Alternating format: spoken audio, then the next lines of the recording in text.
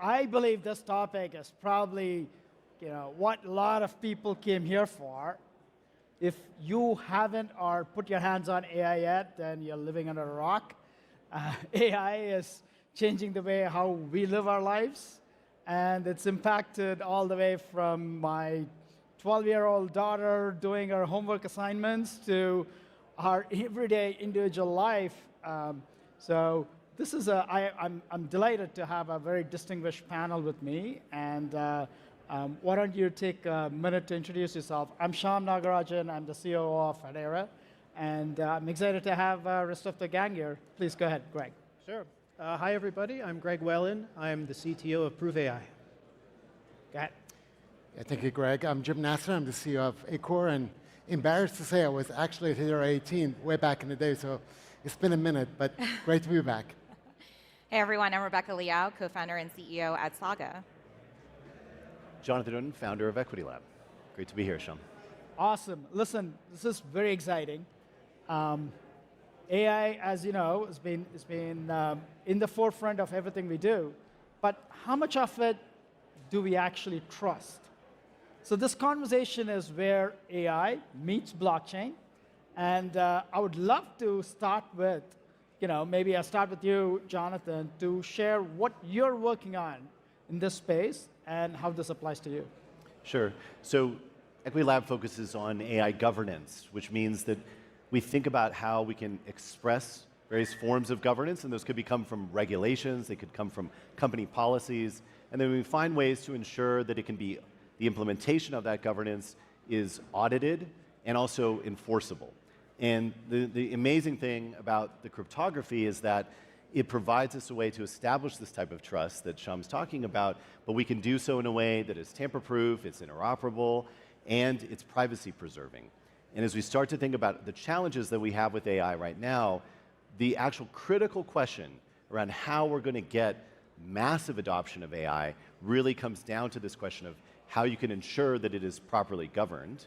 And if you can establish that type of trust, that means you can start to get into more complicated workflows like agentic workflows that are autonomous and kind of really maximize the full potential of AI. So early innings, but also really exciting proof points that this is working and at scale. Cool, very cool. Rebecca? Well, Jonathan, I'm glad that you ended on that note because it segues nicely into what's happening on Saga. So full transparency, Saga is a general purpose layer 1 blockchain. We are layer 1 to launch layer 1s, which means that all developers are by definition building on their own chains on Saga. So we are not an AI company. We do not have our own AI solutions built in-house. But when you have a chain that is built for scalability like ours is, naturally AI activity finds its way to Saga. So Jonathan, what you were talking about in terms of sort of an frontier edge use case of agentic activity being proven on chain and then having those agents act as autonomous economic actors within the chain ecosystem, consumers went there. They were scared about it for maybe a few hours when they first heard about the concept, and then they thought, this is really cool. I have my own fleet of agents, or a lot of games are building on Saga. I have my own fleet of NPCs that are able to have their own ability to trade on Saga, to have ownership of in-game assets, to be able to engage in liquidity wars, any sort of commercial or economic activity. And so trustability of the chain becomes incredibly important because I do think that there's no way consumers would actually hand this sort of power over to these agents unless they knew that they were able to verify the actions of the agents on the chain. And I think eventually there will be some component of learning models being verified on chain as well. Because in the end, you want these agents to be an extension of yourself, but you don't want them to sort of go rogue and have no way to track it back per se. Cool. Jim? Yeah, so we're in the healthcare space. Our primary use case is really all to do with tracking substance abuse and mortality due to substance abuse at the opioid space. So, Jonathan, to your point, in terms of our function, really, I would say it's garden variety pipeline automation. And it's very much going down agentic paths. There is a lot of opportunity for automation, for efficiencies. But really the question is, okay, yes, you're taking, as example, like a real example, we're taking toxicology data and we're doing what we call verifiable intelligence. But the question is, well, what is your algorithm? what is your model, what is it doing, what does the training data looks like, and what is the lineage of all of that.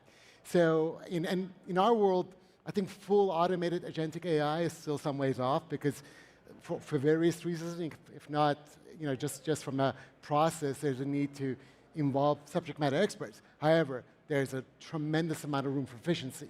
So that's really what we're doing. We've kind of evolved our if you like, our conventional Hedera services and verifiability services and added this layer of agentic AI.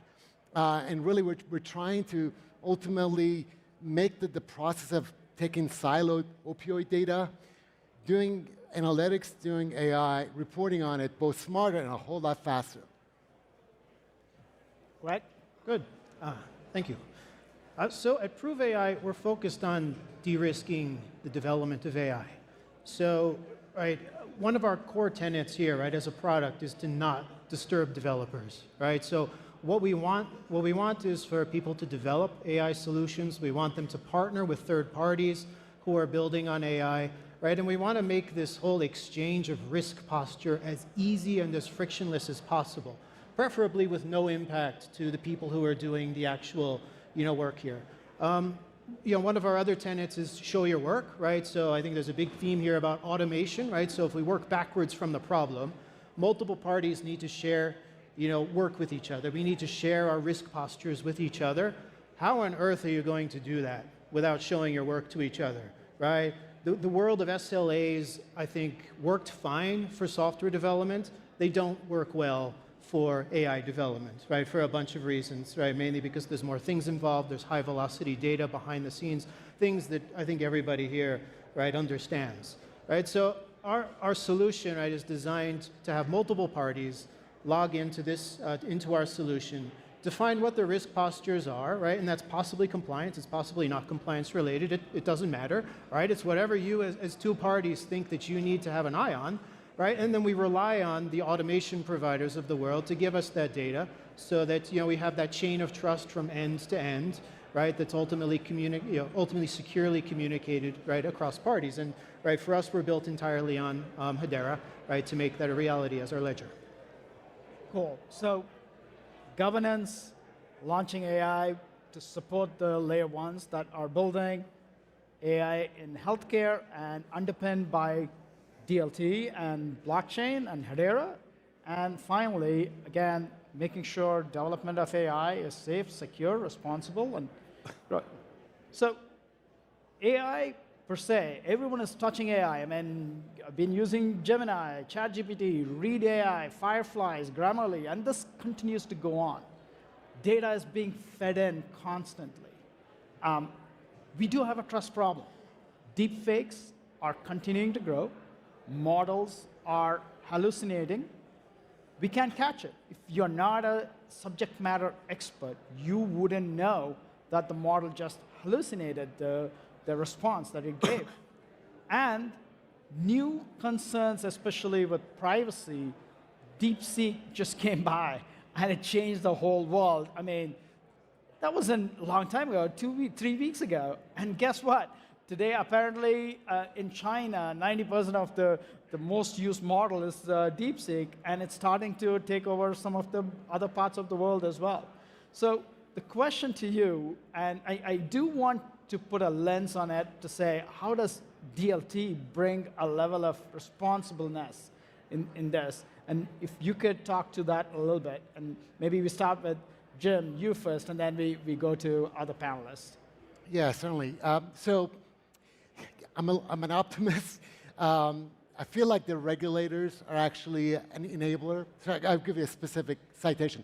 So the FDA at the beginning of this year came up with this guideline for AI usage and very explicitly says, it's really unprecedented, says if you're dealing with patient safety data as a sponsor, as a pharma company, we need you to be explainable. We need you to show like what algorithm you're using, what is happening with the training data, and some transparency and traceability. That to me is a really good thing because this world of clinical research or opioid tracking, things like this, largely is opaque. And when you add AI on it, and agentic AI or automated AI or self-automated or semi-automated, you could be extremely opaque. You could be extremely black box. So to me, part of this, how do we make this AI more responsible, more ethical, is, if nothing else, verifiability of the core elements, such as what is the active model, what is the lineage of the model as you're training it, what is happening with the training data, can you make the active training data available to your auditors, to users, to the regulators? And can you do all, and then this is where Hedera comes in, to your point, Sham. Can you do all of it in an abstracted way? Can you do it without users having to faff around with wallets and native tokens and things like this? And that, to be honest with you, that is why I'm excited by Hedera. Continue to be excited, because I feel like even in a nostalgic, conservative world of life sciences, there's mandate to be explainable, but the tooling is actually here. You know, and of course there's all kinds of, like DeepSeek. I mean, honestly, we're using DeepSeek now, but we're doing it locally with very minimum resources. But that's a game changer versus paying, Amazon Nova or paying ChatGPT huge amount of money and having no control over the model. Very cool. I mean, the fact that you are playing around and actually using DeepSeek, where I hope it's in a controlled environment where the information is not transferred to China or some of the hosted behaviors. That's a very interesting adoption pattern I'm seeing. Jonathan, you and I were at Davos. We saw a lot of this replayed in different forms. I'd love to hear from your perspective on how do you bring more trust from the works that you've been doing at Equity Labs. So one thing I think it's important to recognize is that Hedera has been on the forefront of enterprise integration with blockchain since the very beginning. I used to joke, and I say this very lovingly, that Hedera would bring kind of the khakis to the blockchain party, right? Because it's a totally different culture to understand how you walk into a Fortune 1000 company and try to explain to them how they're going to take their mission-critical systems and bring that on chain. And Hedera was focused like a laser beam on this and hired the talent, developed the technology, and now we're in this incredible moment, and I think we saw that together, in which you have the largest corporations of the world undergoing the most dramatic transformation of their entire existence. Every single one of them is being transformed by AI. And their challenge is that now, as they go through this transformation, they need to establish new forms of business practices and trust that not only can be contained within their own systems, but that they can be interoperably shared with others. Does this sound like a familiar problem, right? We've been dealing with this when Web3 from the very beginning. Solutions like Saga, they are architected fundamentally to be decentralized in order to be able to syndicate trust in and out of these systems. So we've arrived at this moment in which finally all these things have come together, and now we're seeing the largest corporations of the world realizing they have to establish this form of trust. And number two, and this is the hardest part, AI is not like any other type of software that we've had in our history, and specifically open source AI is not like other forms of open source technology. What we've been talking about with something like DeepSeek as an example, which is an open source model, it presents massive risks of an order of magnitude that we have not even yet understood. And so therefore, we can't just go as business as usual. We need to deploy proper safeguards. And we're seeing the emergence of what's being called sovereign AI systems. And this is where you have governments and the cloud providers and others coming together to say, we're going to have principles in which we're going to enact sovereign guidelines to ensure that when AI is now operating in this country, that it abides by the laws of that country. Now, we can have a discussion about the appropriateness of that and what it could do to innovation. I'm all for that discussion. Nonetheless, it's a fact of life at the moment. And so what you get with the verifiability is not just the interop between a supply chain of different actors using AI, but you also have the ability to prove that you've met the compliance requirements of a sovereign AI framework. And I can say with full confidence that the preparation, the culture, the thinking that Hedera has had from its very beginning is what's equipped it to be in the perfect position to execute on that. Thank you, Jonathan. I mean, we are very excited about the work Jonathan and the team are doing with NVIDIA and Intel, especially offering what calls that verifiable compute that gives you that proof that you need for attestations and AI and the likes. Let me take this to the next level, which is, look, AI without data is nothing. Data is coming from everywhere today, IoT devices, humans, cell phones, all the way to historical data, historical information from large organizations, right? How do you secure this data? How do you provide privacy, data sharing? I mean, you bought DeepSeek is a model that's built in China. And now for that to be used in a sovereign cloud in the United States or in UK, how do you know that the data it has been trained is actually what can be used within the country? So I would love to get some perspectives. Greg, perhaps you could start, and I would love, Rebecca, your perspective as well. And we'll end with you, Jim, on how does this happen in the healthcare side of it as well, okay? Is that okay? Yeah, absolutely. So the issues around data governance, just who's using data is one of the biggest problems that have come out from our prospects, right? That's the first problem to solve, and that's what people are worried about. Like within data, though, I think we're trying to solve a very large problem here, right? This is a very large, complicated problem that has existed for decades, right? So at Prove AI, the right first step here is just to figure out, like within the realm of data, right? Do we really have the visibility into how data is being used, who's doing what, and then can you build on top of this a sort of secure, verifiable trace down to the actor, down to the data set, down to the region, right, on where this data is going, right? The thing is, though, massive problem. First step is the visibility piece, right? Because if you don't have that and you don't have that sort of setup in place, then a lot of these discussions, right, go nowhere, right? They get confusing, or even worse, you do an exercise once, right? So a very typical problem is hey, I have 10 teams who are each either tuning models or maybe they have some RAG data on some models. I'm scared to death because I don't know what data they're putting into those tuning sets. I don't know where it came from. They're sitting in text files on somebody's desktop, right? This worries me, right? So this is probably a pretty common issue out there, right? So if that's sort of the nearest term problem to address, right? What we at Prove AI, right? What we're doing is saying, well, let's at least solve that first problem first, right? Let's get people to to start building kind of data collection and rules that at least surfaces, hey, what are people doing? What models aren't they downloading from Hugging Face?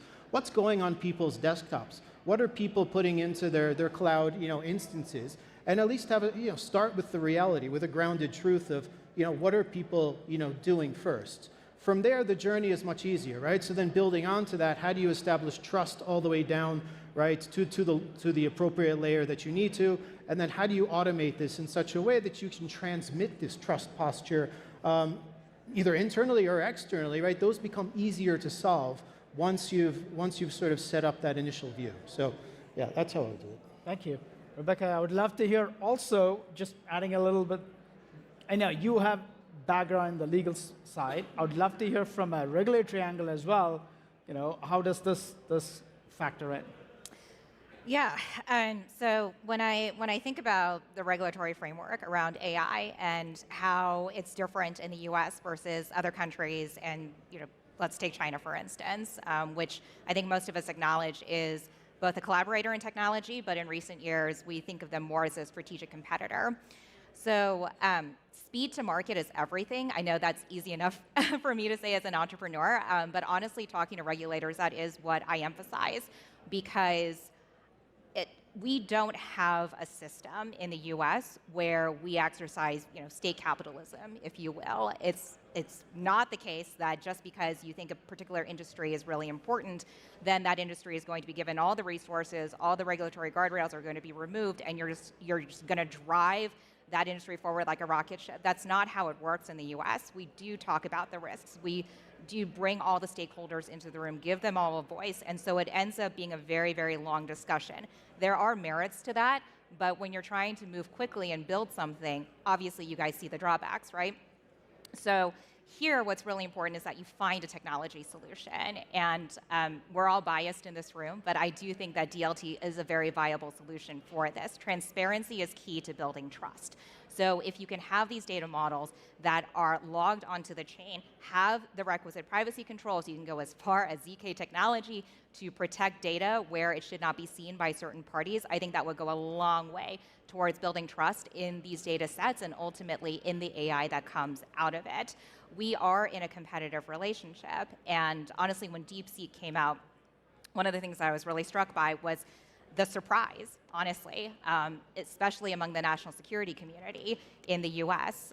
We should be tracking AI developments in China pretty closely, right? But it was a complete shock when it came out. It came out on Friday night, too, so everyone had a great weekend. But I think the surprise was very instructive at the end of the day because we completely underestimated what could be done with a smaller amount of capital, and we underestimated what could be done with open source learning models. And now that I think we're absorbing that lesson, we're understanding the need for speed in order to catch up, really. So I do think the regulatory framework is going to be a little more flexible. I think it's going to reflect the market reality, and that can only be a good thing for the industry at the end of the day. But make no mistake, I think people are looking at DLT very seriously as a way to speed run this process. Thank you. Jim? Yeah, so in a practical sense, let's take a specific example, working with the opioid data. So the thing to understand is that that data, and really this is across the board in healthcare, is siloed already. It's by nature siloed. So it's decentralized. People don't say decentralized. That's the label we use, but really it is that. So that's a good starting point. But then the next thing, if I'm talking to a C-level, the very first question is, how are you going to be secure? How is the system going to be validated? Well, the good news, if you're using DLT, particularly in a decentralized, because since the data is decentralized, we need to connect to the data first in a provable way. Well, we can go to them and say, look, we could do decentralized data connection and use Hedera as a means of verifiability, but retain your existing secure HIPAA-compliant systems at rest. That's a whole lot better than moving all the data to the cloud. That's a really good starting point. And then the next thing from there is, OK, that's great. How do you lower my cost? Because it turns out moving data to the cloud and then running intelligence in the cloud is very expensive. And then we spoke a little bit about explainability and governance. But when you kind of address like the existential issues of can you remain compliant, HIPAA compliant, don't move the data, and lower my costs, that makes that conversation a whole lot easier. So that's really what we do. And like to give you a more specific example, with the counties are working with and cross-county, cross-state reporting of opioid data, budget is very, very important. The data remaining where it is very, very important. And don't share my data without telling me or without knowledge, and some kind of like a regulatory framework, very, very important. So these are the kind of conclusions we're coming to the way we're going about this. So very cool. We are in a completely new world now where AI agents are writing themselves new AI agents, right? So we're starting to see completely fully flushed out systems being written by AI themselves as in code, which means innovation as we thought, the pace at which we were going to do is rapidly changed. Same time next year, we're going to be surrounded by AI systems that's going to be doing a lot of our work. So look, a last takeaway for this audience, what excites you in the next year, 2 years? What you think at the intersection of AI and DLT, where you see the future? We'll start with you, Greg. Sure. So what excites me most as a technologist, right, is being able to successfully build, right, and build quickly without things getting in my way, right? So honestly, there's no specific application or things, right? I just want builders to be able to build, right, like any good technologist or any good CTO. So what excites me the most about this is just for DLT, right, there's already this infrastructure that exists that's sort of a perfect match for getting compliance and risk out of my hair, right, so I don't have to worry about it, right? So that's what developers typically want. That's what certainly my team wants, and that's what I want. I want to be able to do stuff. And I just don't want to hear about what about the risks, what about the compliance, what about all of this other stuff. I want it to be, done. I want to do my stuff and not worrying about it, which is roughly where we've gotten to with cloud software, right? It took us a while, right? And in the beginning, there was knee-jerk reactions of, oh no, how dare you deploy software so quickly, right? We're past that, right? We got past that, right? Now we have new building blocks, lots of complication, right? We want to get to that same space. And what I get so excited about is just like there's a tool right in front of us. There's infrastructure right in front of us, DLT. That's the perfect match for allowing us to be able to transmit stuff to each other, to multiple parties, log stuff in real time, and do that verifiability that all of my esteemed panelists have been talking about here, right, without having to do any additional work. I don't have to build anything, right? So that's what excites me the most. It's just there's this great technology that's right here that allows us to build unencumbered, and all we have to do is figure out how to use it and log stuff to it. So, awesome. Right, I'm very happy. Great, thank you. Just very quickly, Yeah. Jim, go ahead. My perspective, doing smaller language models instead of 500 million or like 500 billion, maybe with like 20,000 input tokens, lowering the cost and running it on much smaller compute. Awesome. Rebecca, last word? Honestly, very simply put, as soon as you put the power of AI agents into the hands of humans, humans want the agents to become people. That's the behavior that we've seen. But obviously, they are not people. But I think it is through DLT that they can become as human-like as possible. Awesome. Jonathan? Wow, that's quite something. That's very good. We're really excited about verifiable compute. We launched a white paper in December with Intel and NVIDIA. It's going to scale to the cloud in Q2 and onwards. And we just can't wait because we know that enterprises are desperate for this type of solution. And really the last barrier is the hyperscalers adopting that and then getting out into the decentralized, the deep infrastructure layer. So yeah, this is the year for verifiable compute, and we're excited to launch that.